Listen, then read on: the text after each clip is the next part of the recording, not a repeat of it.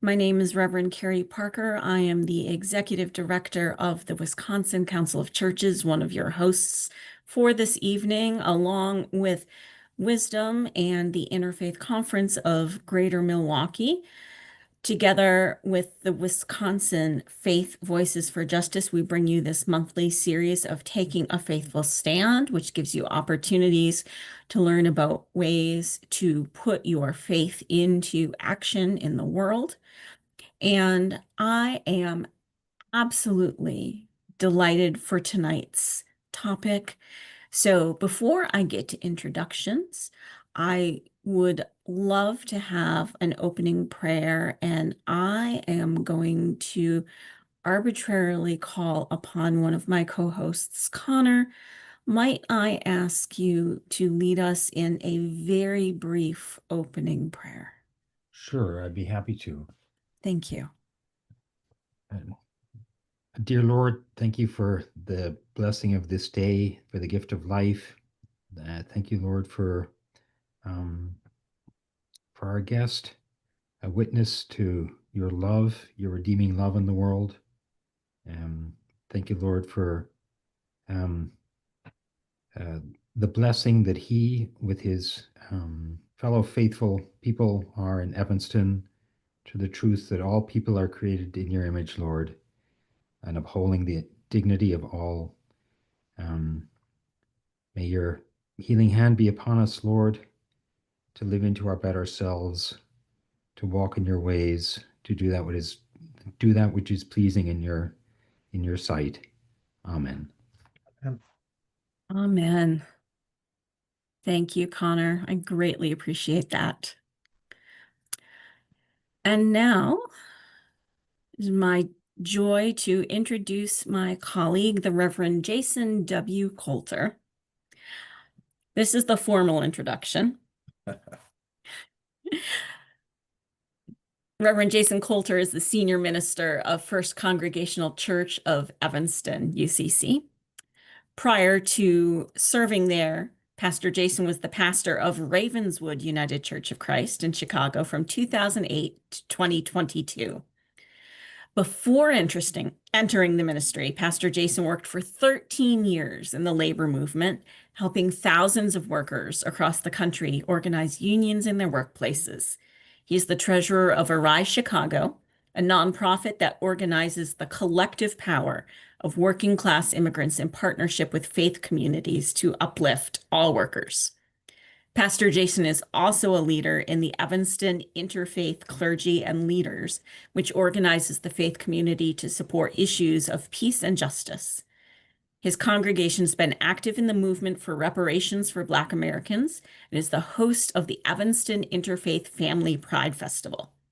Pastor Jason is an accomplished activist, compelling writer, and powerful speaker. He's married to Mary Kay Devine and lives in the Rogers Park neighborhood of Chicago with their 4 children. I will add that I know Pastor Jason from seminary, and I also know Pastor Jason from the Act 10 protests in Madison several years back, when I consistently got messages of encouragement for every post I sent him about clergy activity at the state capitol. So, Pastor Jason, it is a great joy to have you with us. You were so eager to share with us what is going on in your community and in Chicagoland, and you were very clear that you are not the it guy. You are not alone, that you are one of many in action. And so I bracket everything you're going to say with what you said to me. This is you bearing messages from a great many people this evening. Yeah. Do you want to give us an overview? Do you want to be in dialogue with me? How can we best use our time together? Well, I wanted to just kind of give you a report from the ground of what's been happening in Chicago and Evanston over the last couple months, and just tell you from a firsthand perspective what we're seeing here in the area. as a way of kind of giving you all forewarning about what may be coming to your communities, because there is certainly intention of the ICE activity that we've seen here in Chicago. It is, I think, the very stated intention of this administration to replicate this in other places. So I wanted to talk about what we're seeing here and then maybe give you some insights on what you can prepare for should this kind of movement against immigrants and our neighbors come to your doorstep. As I suspect someday it very well may come to pass. So, and then certainly a lot of time for questions and discussion and dialogue. But I did prepare little talking points of a few things, and so I'll just tear into it. Go for it. Well, We'll start collecting questions in the chat. yeah, I'll be please. here on mute and here when you need me. Yeah. Um, and let me start with a shout out to Carrie Parker, who was one of the stars of our seminary classmates, always the brightest bulb in the classroom. And when she skipped up to Wisconsin, I was like, oh man, I wish I could have done ministry with her in Chicago. But I understand where your calling was, and glad that you got up there. I had some designs to join you because I'm a son of Wisconsin. I was formed by Salem United Church of Christ in Wayne, Wisconsin, which is one of those stop sign towns in the great state of Wisconsin that is just a little bit west of Kewaskum, a little bit north of West Bend, a little bit south of Fond du Lac. And I know I said that right because I get called on my Wisconsin accent all the time. And whenever I need to really crank it up a little bit, I can do that for the guys down here because, that's where I come from. I was up that part of up north of the border, across the Cheddar Curtain, as they say. So, but really glad to share this insight with my brethren and a family up in Wisconsin. So I greet you from Rogers Park, which is one of the most diverse and immigrant-centric neighborhoods in the city of Chicago. I live here in this neighborhood and have for the last 17 years. I'm actually in my daughter's bedroom tonight. Thank you, Eleanor, for sharing space with your father for this webinar. And I've really been formed by this community in which I live. Um, the high school that is across the street from my home was written up in a book called Refugee High. It has students from 30 or 40 different countries, speak a number of languages, and Refugee One, which is a big refugee resettlement organization, settles families here in Rogers Park. We have a very vibrant Clark Street corridor with primarily Mexican and Latin American restaurants and food. Immigrants from all over the country, all over the world, are residents here in Rogers Park. And we chose this neighborhood in part for its richness of diversity and for the joy that can come from living in community with other peoples from other parts of the world. And so when we realized that Chicago was going to be in the crosshairs of the latest enforcement action by ICE, we were fearful, but we were also prepared. Because the other thing that's important to know about my neighborhood and the Chicago community in general is that it has long made an investment in community organizations and immigrant rights organizations. There have been sanctuary churches that can go back from the 70s and 80s, providing sanctuary for people fleeing violence in Central America and elsewhere. And because of this, rich history and these strong community organizations, I dare say that while we were surprised and shocked and offended by what took place during what is known as Operation Midway Blitz, um, we were in some level prepared for it. So um, let me just start with a sense of awareness of what's been happening here. I know it's been a little bit in the national media, but if could you give a thumbs up or send something shooting in your reaction spot if you've been following what's been happening with Operation Midway Blitz, what's been happening in some of the media reports of the arrests and some of the violence that has been taking place in our communities. I had imagined that it was getting national news because I was hearing from people in other parts of the country saying, checking it, are you okay? What's happening to your church? What's going on with your neighbors in Rogers Park? So I have a pretty good sense that it has been national news. But obviously that gets filtered through the media, that gets filtered through your news sources, through your acquaintances. And so when Carrie proposed, that I just share a little bit about what I've observed and what I participated in here, I just thought that was so valuable. So kudos to all of you for getting, a report from the ground, as it were, because I think can be very helpful for you in conversation with others when they say, "Oh, that would never happen here. Those things are exaggerated. That's not the way it was." Well, I'm going to tell you what I've seen and what I know from Chicago and from Evanston. So, Operation Midway Blitz was a concerted effort by the Border Patrol in cooperation with ICE and other customs agency enforcements that began in the Chicago area shortly after the beginning of September, right after Labor Day. Excuse me. Um, and I think the intent of the action, I can't speak, although they've spoken to it pretty plainly, is the mayor of Chicago, the governor of the state of Illinois, J.B. Pritzker, the activists and elected officials in Chicago have been very clear from the beginning that we consider our city to be a sanctuary and the entire city a sanctuary, that we understand the immigrants who are here who do not have documentation to not be criminals, threats, aliens, people to be discarded, but are considered as neighbors, as friends, as coworkers, as essential fabric of our communities.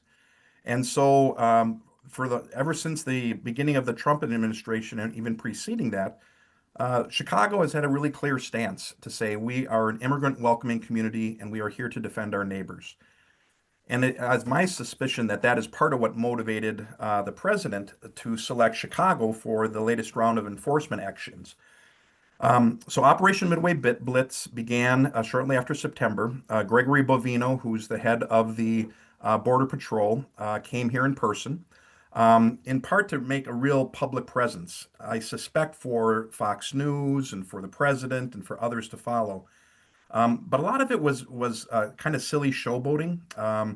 For example, there was a day where Gregory Bovino got a couple of agents with, you know, automatic weapons, machine guns, and they rode up and down the Chicago River for a photo op because I don't think there were many undocumented immigrants swimming in the Chicago River at that time that they could have apprehended. But nevertheless, they thought that was a great show of bravado. But that's soon quickly developed into the more aggressive kind of enforcement actions that we really have seen here up close all over our community. What that has looked like, and which is some of the images that you may have seen in the media, are images of federal agents of the federal government, oftentimes not identified with any markings, any badge numbers, or even any indication of which agency they represent. Many times they would simply have vests that say police that don't differentiate if they're part of Border Patrol, if they're Immigrations and Customs Enforcement, if they're some other part of the federal government.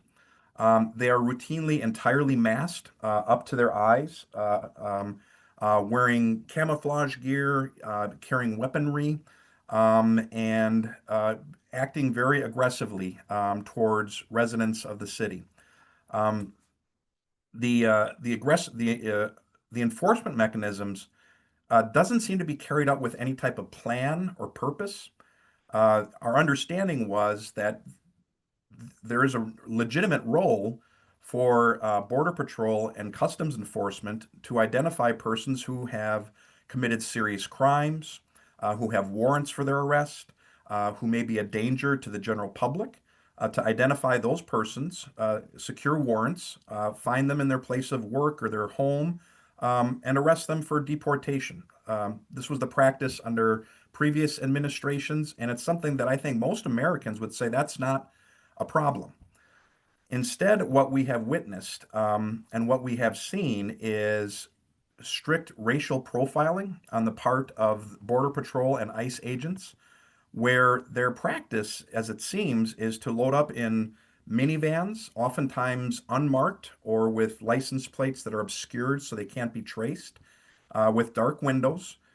They would put 3 or 4 agents in each vehicle and then seemingly drive around the city looking for a landscaper who might be mowing a lawn, looking for people working at a car wash that they could pull up to pretend to have a car wash and then seize people.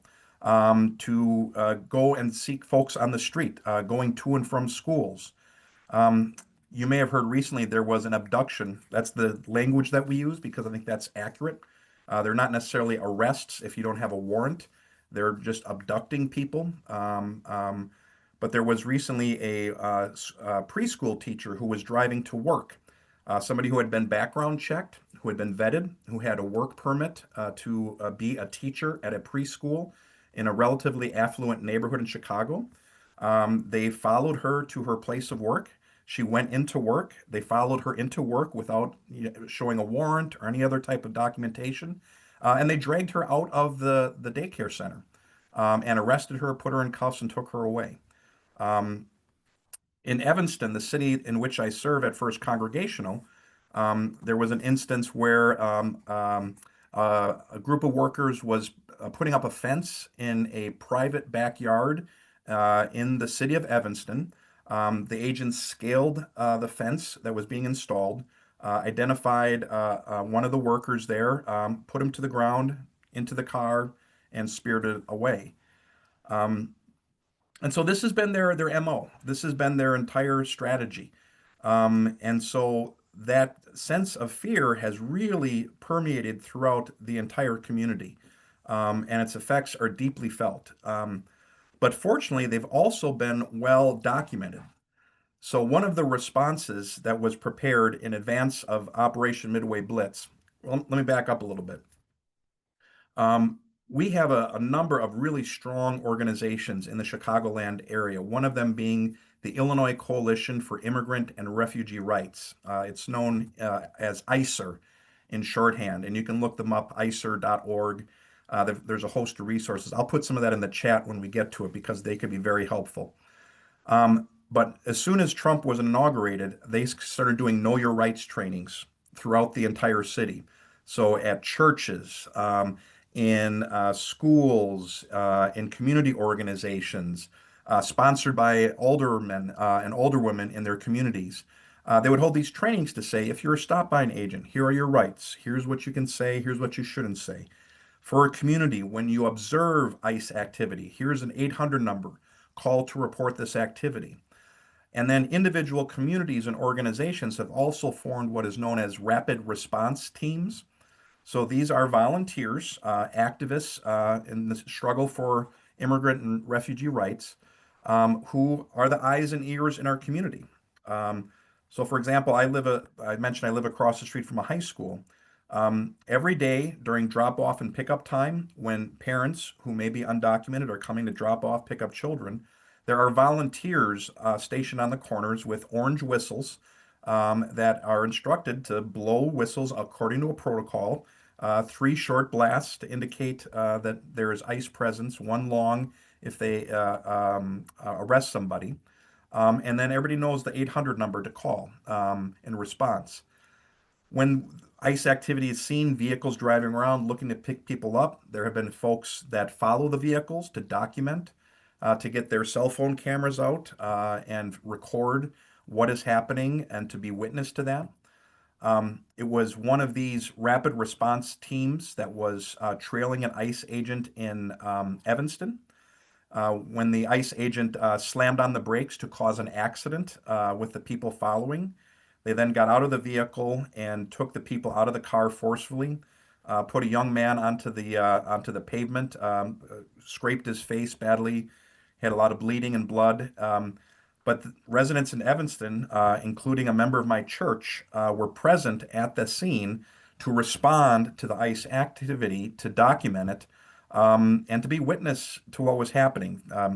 Nobody tried to tackle an ICE agent or hit him with a stone, but they were there to be witness to what was happening and to document it because that understanding and knowledge of their tactics is really essential to the critique that I think is being formed of why this response to undocumented immigrants is wrong. So the rapid response teams have been another big part of how the community has responded. But then there's also been the role of churches, which is what I want to speak to next, which I think has been so essential and it's such a very powerful way to articulate opposition. I know I'm not alone in terms of preachers who have looked to the wisdom from the Hebrew Scriptures that has been so powerfully proclaimed and repeated, and I hope is sinking into the consciousness of the church to say, remember, O Israel, for you were once strangers in a strange land. You were once foreigners in a foreign land. So therefore, treat the foreigner amongst you justly. And so that has been kind of the foundation demand that we have immigrants within our community as people of faith, of people of multiple faiths. We are called to respond to them justly. And when we see violence happening to our immigrant neighbor, when we see violence happening in our communities that is being sponsored and supported by the federal government, we're called to speak to that. Um, and so public protest has taken on many forms around the city. So when an individual community would have an incident where there were ICE agents, shooting pepper balls and setting off tear gas, as what happened in Old Irving Park right before a children's Halloween parade, there were protests and demonstrations in that neighborhood. After some of our neighbors in Rogers Park were abducted, the alderwoman said, "I want everybody in the community to come to Clark Street Saturday at noon. We're gonna blow whistles. We're gonna scream and shout. We're gonna show solidarity, and then we're gonna go eat some tacos to support our restaurants and our neighbors." Who many of those restaurants have seen a decrease in sales because people are afraid to go out into the community. And so as a kind of form of economic support for our neighbors on Clark Street. I saw somebody pop up the action in Oak Park last Friday. A group of moms in Oak Park were arrested at the Broadview Detention Center. And so there's been a tremendous amount of activity that has been very localized. Following the event in Evanston, where there was the three people were tackled and arrested, that Saturday afternoon, my colleague, Reverend Michael Neighbors from Second Baptist in Evanston, said, we can't wait until Sunday to preach on this. This happened on a Friday afternoon on Halloween. So November 1st, let's get the saints together. We're going to have a community vigil in the parking lot of one of the community centers, and we had over 500 people there to hear speeches, to hear words of encouragement, to be in solidarity with one another, and to send a message to the federal government, to ICE, that they're not welcome here, and they're not. But back to the churches and to the interfaith response to ICE. One of the other real centers of activity has been at the Broadview Detention Center. So uh, I'm sure many of you have seen an image that has kind of gone around the world of Reverend David Black, who's a Presbyterian pastor from Woodlawn, not far from Chicago Theological Seminary, where Carrie and I went to school. He was present at the Broadview Detention Center, which is where, when ICE kidnaps people or abducts them, this is where they take them for processing until they send them out to the airport for deportation or release them into the community because they were wrongly arrested or they could not prosecute any charges against them, whatever the case may be. Um, Reverend David Black was in front of the facility, one that I've called the American Gulag, because the conditions in there are deplorable. Um, and he was standing there simply with his arms in a stance of prayer, like this, his arms outstretched, praying for the detainees, praying for the conversion of the guards at the gate. And they unilaterally shot a pepper ball, several pepper balls that hit him in the head, caused bruising and damage to him. And that image of what many people are like, oh, did you see about that priest in Chicago that got assaulted by the police? Well, that was Reverend David Black.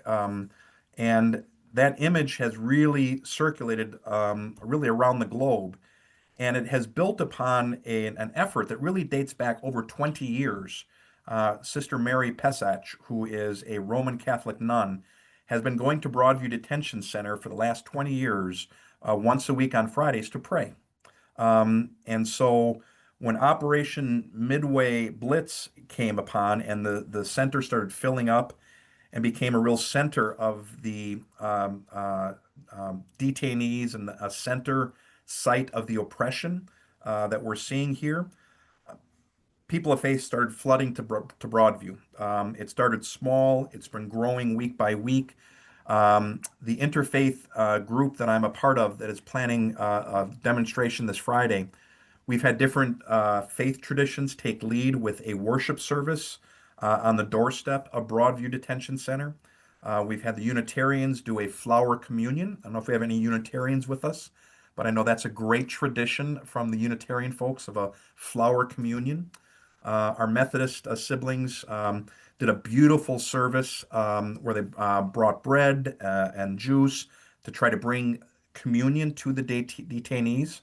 They walked to the gates and said, "We are here to provide spiritual care to our siblings who are detained. We want them to have the body of Christ, that they may be nourished." And of course, they were turned away. Several were arrested. Our Jewish siblings read a great one on Jubilee and liberation. And of course, the Roman Catholic presence, which is a very profound in the city of Chicago. Beautiful, proud, strong. I'm UCC, so I'm pretty low church. If you see me in a collar, you got lucky because I was either going to a funeral or I was going to a protest. But that's about as collared up as I get. But our Roman Catholic brothers were there in their full vestments, beautifully adorned, such a powerful symbol of the church seeking to provide care to its members and then being denied. This Broadview Detention Center, or Broadview Abduction Center, as we're calling it, has really been, I think, a very visible symbol of the resistance and also of the great injustice that is happening right now in our midst. So this Friday, we're planning our biggest gathering yet. Um, don't tell anybody. Um, but it's the program is called God Demands Freedom. End the abductions now, liberate the captives. And so we're calling upon some of the language from Luke 4, let the oppressed go free. It's actually not private. It's going to be circulating on social media, so I'm joking when I say that. Um, but there's a lot of logistics involved in it. There's been a ton of interfaith cooperation and planning. And frankly, it's been a source of light for all of us that are feeling the weight of this hostility so heavily. So to be in a gathering where we're singing, where we're dancing, where we're praying, where we're preaching prophetically, um, is so life nourishing for the activists that are among us. And we can only hope and pray that some of that power of prayer, some of that spiritual energy, can penetrate the brick walls and reach those folks that are detained inside. If nothing else, it lets the rest of the world know that what is happening in Broadview, what is happening in Chicago, is an abomination. It's a sin, and we're calling it that, and hoping to see transformation and change. And that remains to be seen. But our witness, I know, is really powerful. Um, I'm probably going to stop here and give a little space for questions and comments, and then I'll end with some suggestions later on what your communities might do as you consider the possibility of ICE coming to your community in Wisconsin. Thank you, Pastor Jason. Uh, the very first question that has hit the chat is, how do we get the word out? Well, I think our churches are the great place for that. I know there's great diversity when it comes to engagement in the public square amongst different congregations. I know not every church is like mine in Evanston that has given its full blessing to this kind of activism and this kind of participation. But I bet every church that has, a human beating heart in it would look at some of the images that have been captured and saved and say, that is not right. What I'm witnessing with my own eyes through a on-the-spot person with a cell phone camera looks brutal, looks unkind, looks like not due process, is un-American, is sinful. And I think sharing those images through social media, through other contexts, I think is very helpful. I know some of my mega family that are up in Wisconsin. I posted some of these things on my social medias, and they like to talk about all the other things I have to say. They get pretty quiet when I say this is something that happened in my community. This is not something from a media channel. This is something from a neighbor's cell phone. This happened 6 blocks from my house. My church members saw this thing happen. And so you all have licensed, say, a pastor in Chicago that I know can vouch that this is actually happening in our country in this very moment. So I encourage the sharing of those posts, spreading word, and letting people know that this is happening in our country right now. We have a comment from someone who is on this call tonight who is a former police leader and now Episcopal priest. And that brings to mind a question of, can you tell us a little bit about the role of local police and state police and what you see happening? Yeah, it's complicated. Um, what the city of Chicago, the city of Evanston, the elected leaders there, what they have directed their police departments to do is to be non-interfering. Um, so if ICE is present to make an arrest, they are not to interfere with their work. They are not to assist them with their work. They are not to share intelligence with the federal government. They are to kind of stand down when called upon. Now, they certainly have a role to play in keeping the public safe. So, on the occasions where ICE has released tear gas or has attacked onlookers who are watching what is happening in their community, they certainly have tried to keep the peace so that more violence does not continue. But for the most part, they have kind of kept their difference. Yeah, Um, can I make some comment about that? yeah, Okay, they have to do more. That is insufficient. So, I have an article in this month's Progressive magazine about things that police need to do. So just to summarize this very quickly is yes, they must show up. They must document what's going on, video what is happening. They must try to get the names of the federal agents. They also need to get the names of the people being detained so that they can help members of their community to find out what happened. Yeah. So, and also, police have an obligation when ICE is using illegal force or illegal arrest. Now, that's where the difficulty comes, is to what extent. So federal police are absolved from any responsibility as long as they are going about in the quote course of their employment. But when they vary outside of that, when they use illegal force, police can step in and make arrests. Now Yep. that's going to be the next thing that's going to be happening. I'm kind of waiting for that right now. Yeah. But local police have got to stand up because their trust and their respect by their communities and their ability to do their work is being severely jeopardized by seeing not stepping in and helping people that they're supposed to protect and serve. Yeah. Yep. Um, Well, and I can speak to the situation at Broadview Detention Center. There have been conflicts there. The initial ones were federal agents shooting at people praying in front of the center, but where different groups of faith leaders have tried to block access or transport, the authority there has been the Illinois State Police that has maintained quote unquote order at the Broadview Detention Center. And the other thing that's been looming over this whole conversation is Trump's threat to deploy the National Guard to Chicago to federalize a lot of the police forces. And the thinking on the ground is that J.B. Pritzker is asking the Illinois State Police to take lead security at Broadview and other places to prevent Trump from sending National Guard troops to that space, which would escalate things. But as it is, it's very complicated, and I know many people wish the Chicago police would arrest the ICE agents because they're the one bringing violence to our communities.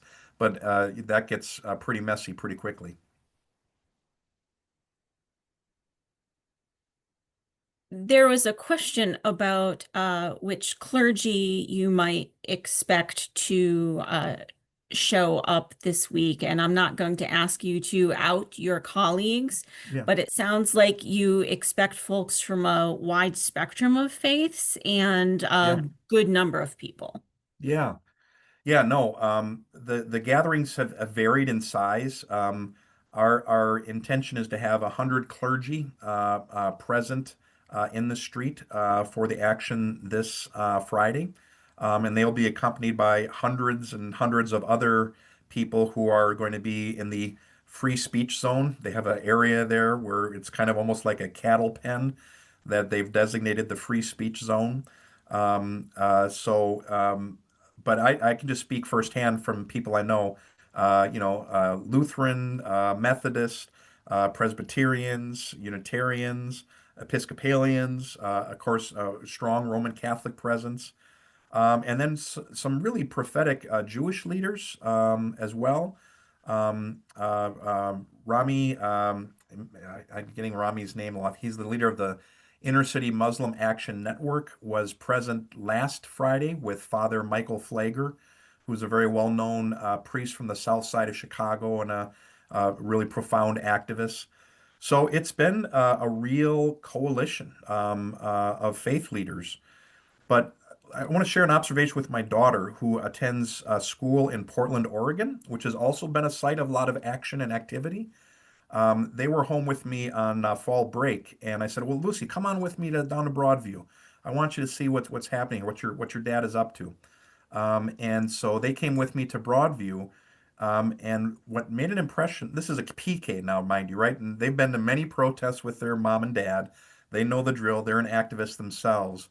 But seeing the breadth of faith leaders across so many different faith traditions in such a public, visible way, Lucy's like, this doesn't happen many places, Dad. This is not what Portland's activist scene looks like. This is not like what a lot of places response is. And it gave me great pride because I know Chicago's been a church, has always been a churchy place. For whatever you want to, people might say about Chicago as a city, we have strong churches here. We have strong temples and synagogues, and a real long tradition dating back to Saul Alinsky and many others of activist clergy. So when Carrie said, "Oh, would you come and talk to us?" I'm like, man, there's so many other people that know more, have been involved longer, sacrificed more than me. I wasn't joking because I am a part of a cloud of witnesses of people of faith that do this work, and we are many and we are powerful, and we hope to express that on Friday. Speaking of the cloud of witnesses, there is a shout out to Pastor Elwanger, who is on this call, Hmm. who is part of Wisconsin's long chain of folks who have been active in civil rights issues. And so I want to honor the fact that Pastor Elwanger has given up his time to be here and learn from you as well. God bless you. Yay. Yeah. Um, When I go out and do public speaking, I often get questions about the posture of ICE and Customs and Border Patrol and where they're going next. Are they going to withdraw from Chicago because of the opposition, and are they going to turn north because Great Lakes Naval Station is so close to the border? And Hmm. do I know anything about that? Does anybody know anything about that? Yeah. And so, I'm going to ask, do you have anything that you might offer us in terms of preparation or thinking about, hey, you just had a big snowstorm. Are they going to come north now because it hasn't started snowing here yet? Well, the joke is that, this a squad, we don't really have a lot of data on how many, where they're from. I mean, none of that is available. You'd wish it would be because it's our tax dollars that are funding this type of aggression.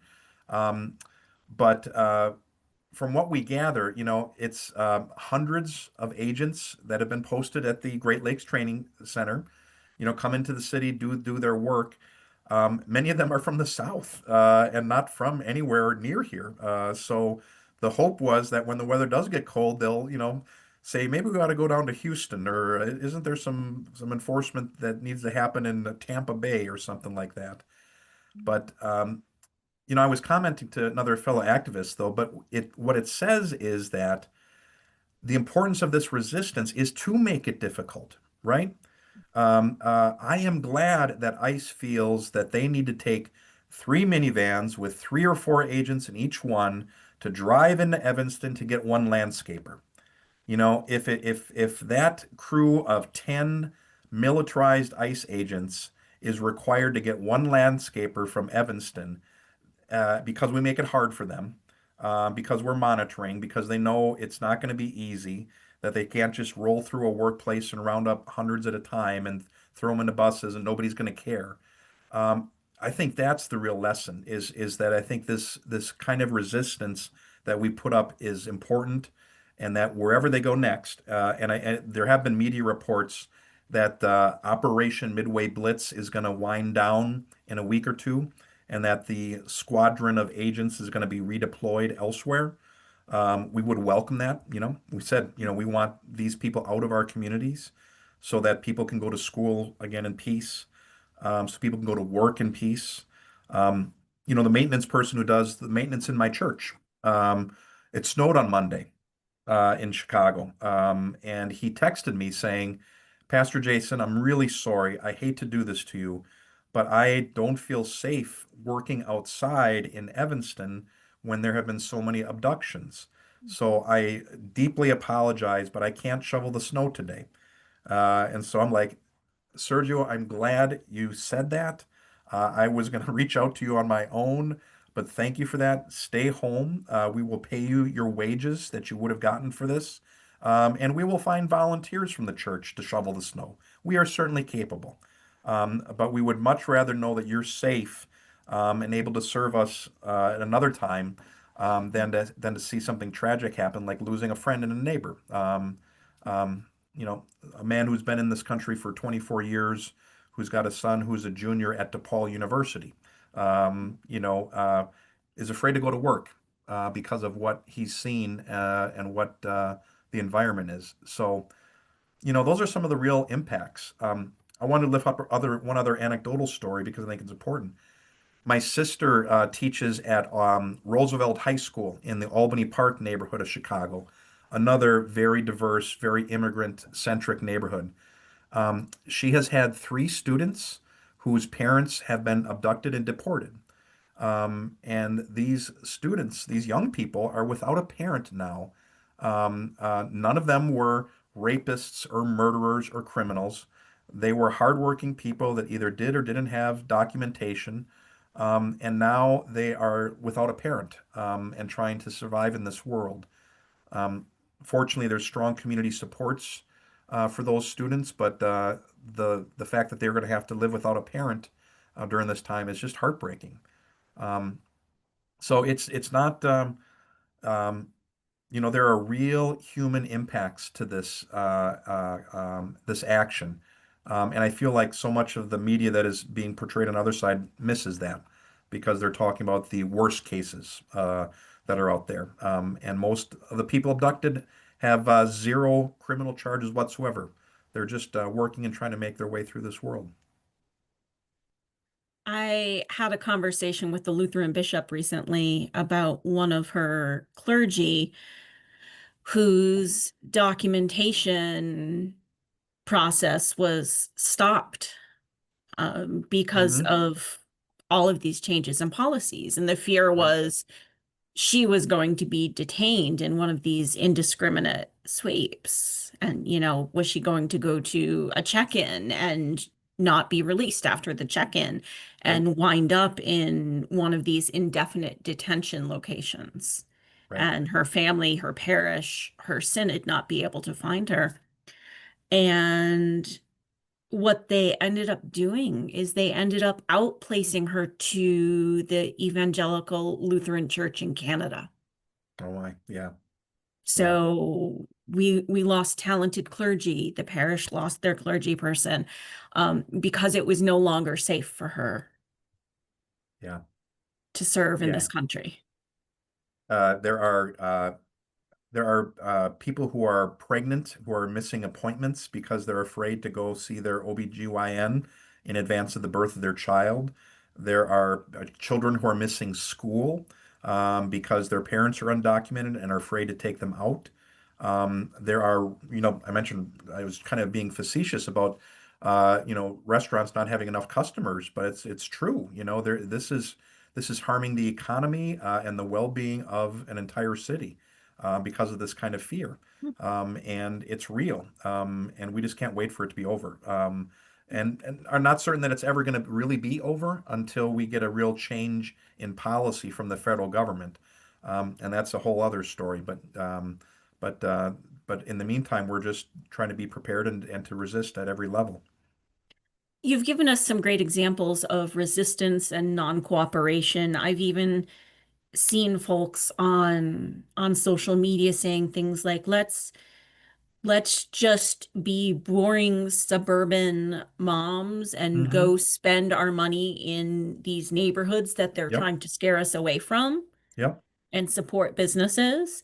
I have told people that this is the time to be a Karen, the metaphorical Yeah. Karen.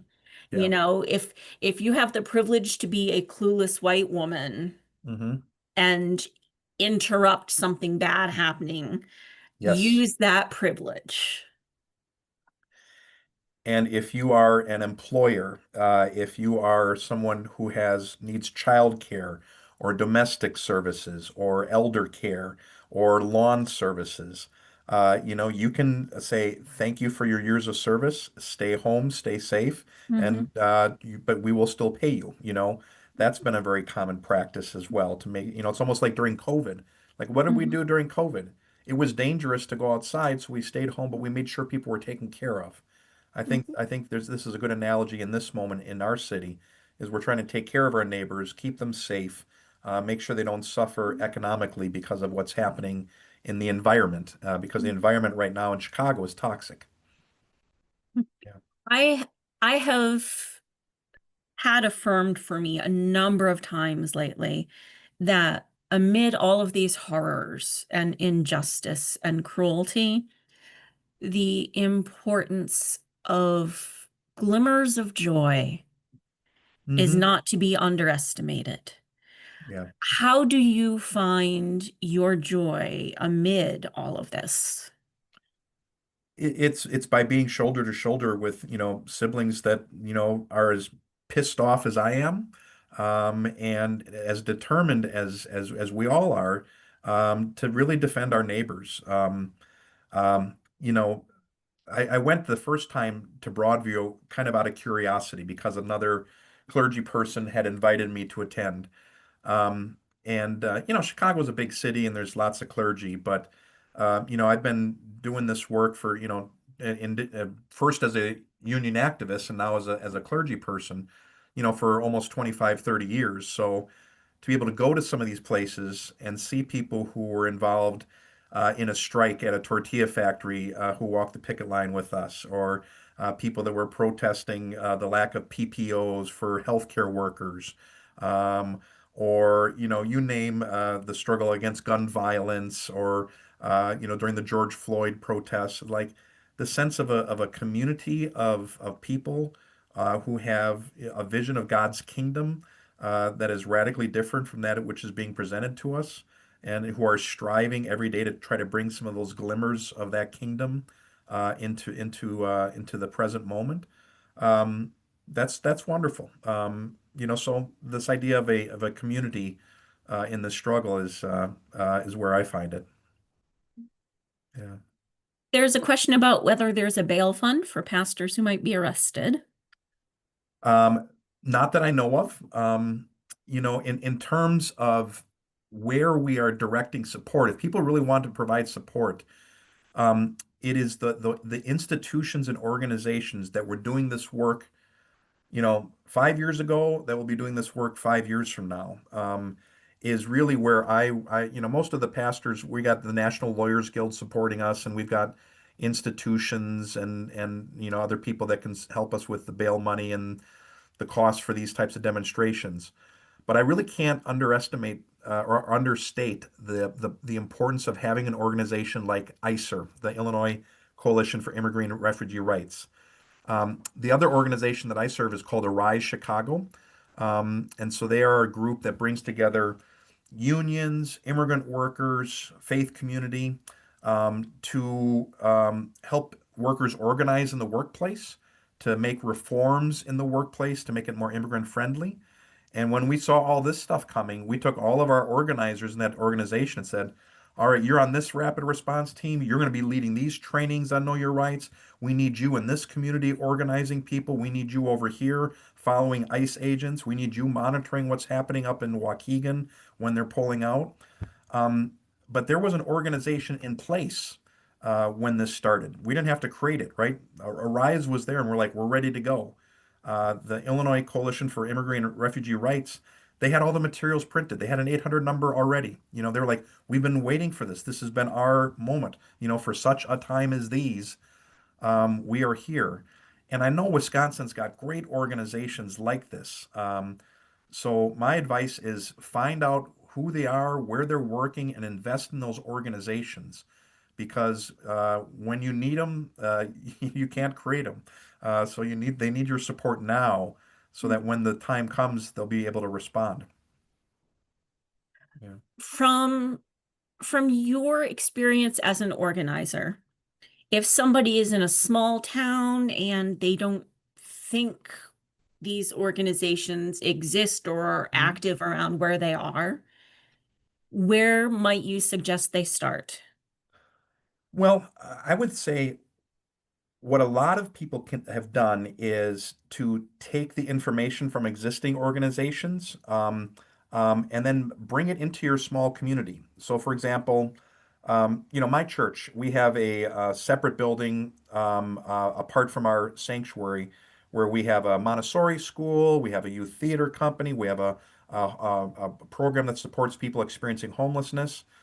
But we have, billboards there, and we put up, information, know your rights for everybody that comes through our building. We put a big sign on our door, stop, no entry from any federal ICE agents without a warrant. This is private property, And some of that, I don't think ICE was going to bang down the doors of our church community center and try to hunt for immigrants. But that kind of signaling that this is a safe space, this is a sanctuary space, can really help people know that. So, if you're a small congregation, in Spooner, Wisconsin, or and you take your pick of small towns, that your church building could be a sanctuary space to say if you are afraid or fleeing, come here. And even though they say, well, we don't have any immigrants in our small town, that communicates a message to other people saying this is a community that values our immigrant neighbors and wants them to be safe, even if they're not on your doorstep.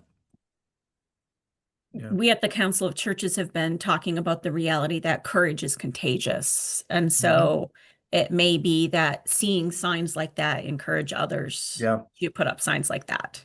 Yeah. I mean, what you can drive around Chicago and see all sorts of signs. Fuera ICE or Fuera la migra, ICE out of Chicago.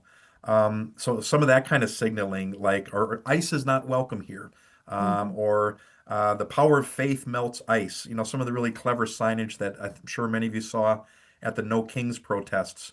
My mother in West Bend, Wisconsin attended and showed me all sorts of pictures from their gathering out in front of the Hobby Lobby in West Bend, where she lives. So I know there's tons of creativity and energy there. But I think making it public, making it visible, sends a really important signal that, it's not going to be easy should ICE travel north of the border, that there are people that would be part of the resistance. There are some activities being sponsored by Roman Catholics. This Thursday, sisters are going to be praying the rosary outside of ICE facilities in Milwaukee. Wonderful. So keep an eye on social media. The Archdiocese is publishing that. Leadership Conference of Women Religious is one of the co-sponsors, as well as Network. I think we're just about out of time, but I want to get one more question in.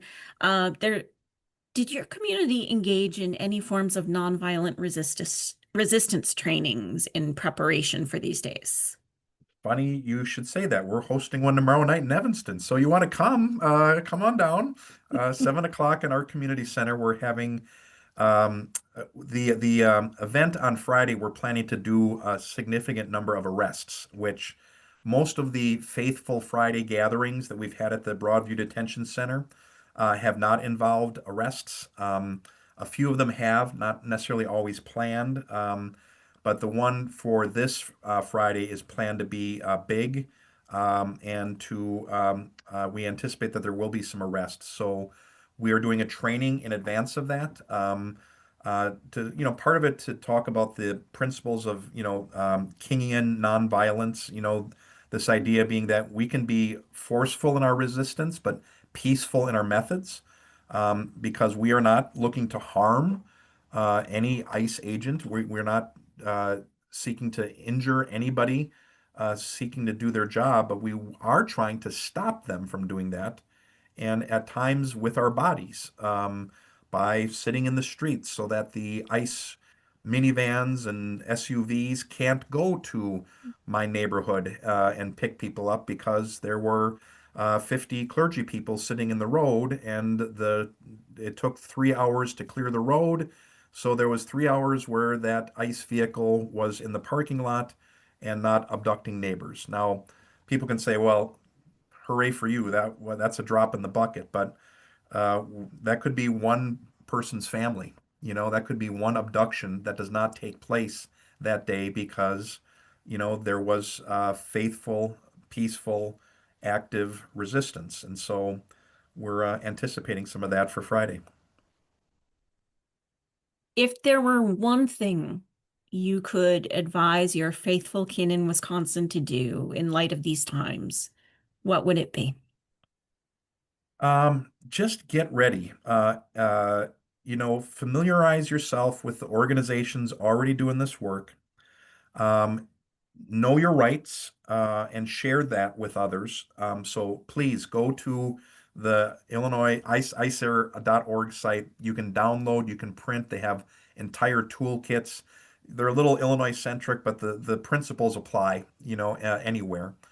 Um, and then the last thing that just has been really heartening is to really get to know your immediate neighbors.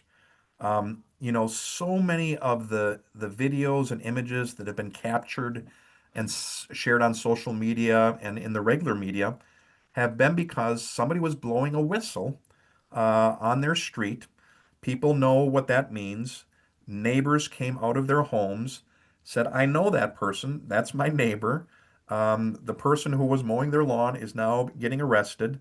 I'm going to be in the street yelling this ICE agent to let them go or to get out of our neighborhood, and to just be able to have that sense of a community. Um, that's the part that's really made me proud to be a Rogers Parker, and an Evanstonian for that matter, is the sense that, like, when this was going down, like, people came out of their doors, found their neighbors, and supported our immigrant neighbors, and it's drawn us closer together. Um, um, it's almost a point of pride to walk around the city with an orange whistle around your neck. It's kind of silly. Um, you know, um, one of the cars we drive, I've got 4 kids, so we have a Jeep Cherokee, and it's kind of a big vehicle. So whenever I drive by the schools and I see the volunteers outside monitoring, I always hold up my orange whistle. I'm like, I'm one of you. I'm not an ICE agent in this SUV. Just like that little sense of community solidarity that we have here is really special, and I think you don't start from scratch with that. You build that. So build your community, so that when the day comes, you're ready. Thank you. Yeah. My friends, if you have any other follow-up questions, you can reach out to us at the Wisconsin Council of Churches through our website, wichurches.org, and we will either get those questions to Pastor Jason or find out if one of our groups has a local answer for you. Yep. Jason, thank you. Yeah, you're welcome. Thank you for And taking another evening when you have so many community engagements and local folks to get involved with as well. yeah. And if any of y'all get on the other side of the Cheddar border and want to come to church on a Sunday in Evanston, look us up. And if you have any individual questions or want to follow up, you can always find me on our church website and drop me an email or ask Carrie and she can put me in touch. But glad to be with you all this evening. It's I hope it was some value to you, and I also hope that ICE just leaves you the hell alone. Leave Wisconsin alone. They got to worry about the Packers to worry about. They don't need you to worry about too. So I hope that's the case. Gail, could I call on you to do a closing blessing since you know Jason as well?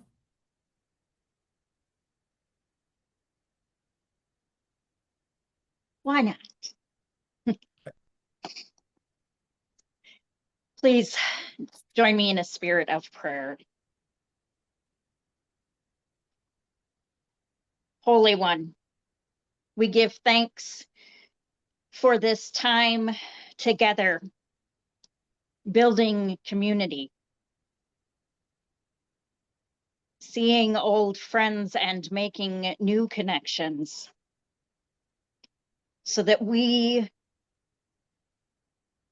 can come together to work for the justice that you call us to. As we go into the night, into our homes, our places of business, our neighborhoods, we ask that you strengthen us, give us courage, and help us to maintain hope. Because we know and trust that evil will not have the last word. Oh Lord. We pray in your many holy names. Amen. Amen. Amen.